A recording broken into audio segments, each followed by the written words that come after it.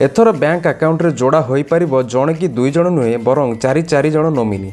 हाँ आज्ञा आपण ठीक शुणी आरबीआई नुआ गाइडलाइन अनुसार गोटे बैंक आकाउंट रे एथर जोड़ी हो पार 4 जण नोमिनी। डिसेम्बर 3, 2024 रे अर्थमंत्री निर्मला सीतारमण द्वारा आरबीआई अंडर थिबा बैंक आईन संशोधन करने बेले यही घोषणा करछंती। तेबे एभली व्यवस्था करने पछर कारण कौन आउ यह अकाउंट होल्डर मानक पई केते सुविधा जोगाइबो चलंतु जानिबा। या पूर्व एभली लेटेस्ट इनफॉरमेशन पे आम वीडियो को लाइक करियो सो आम चैनल को सब्सक्राइब करने को भूलंतु नहीं। आपण माने वर्तमान समय रे एमिति लोकों को खोजी पाइबे नहीं जहार कि बैंक रे अकाउंट ही नहीं। हाँ किछि लोक एमिति भी मिलिजिबे जो माने ग्रामांचल रे अति वृद्धावस्था रे अछंती एवं सेमानक बैंक रे कोनोसी अकाउंट नहीं किंबा एमिति किछि विच्छिन्नांचल अछि जेउठी बैंक रो कोनोसी सुविधा ही नहीं।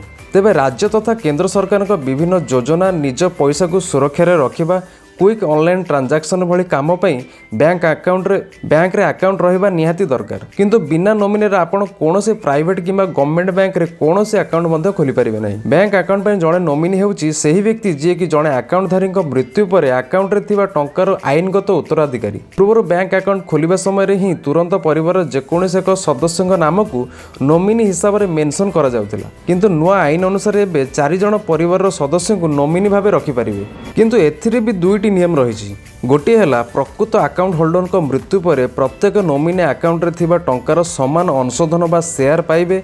आ द्वितीयटी है अकाउंट होल्डर निजे नोमिनी बाछि पारिबे एवं एहा सह सेमानको सीरियल अनुसार प्रथम, द्वितीय, तृतीय और चतुर्थ भाव आड मध्य करि पारिबे।